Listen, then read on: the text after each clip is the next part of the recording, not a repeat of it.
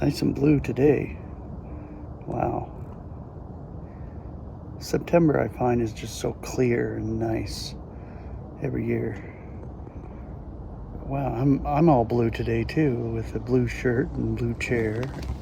I'll set you down and we'll have a drink out of my blue cup. So, I got this book along with the other one that I'm sharing, Spiritual Songs and Meditations by John Essex. There's a poem in here I want to share. It's a meditation, but it's a beautiful poem about life.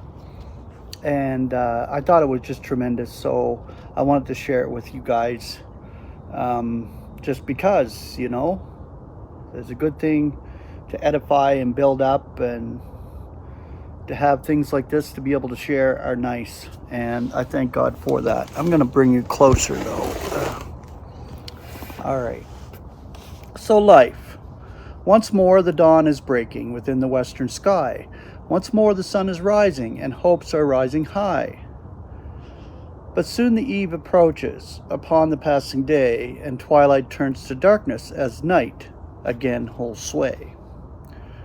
Thus time goes marching onward through days and months and years, each season bringing with it its special hopes and fears.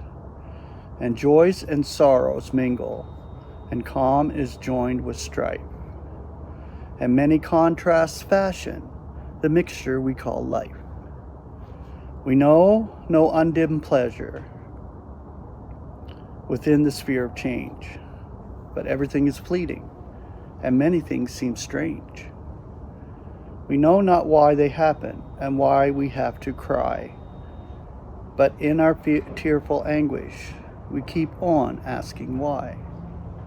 We have one consolation when sufferings are keen. Our Father still is caring, unruffled and serene, and every single factor is under His control, who rules both heaven and earth, and guides and guards the whole.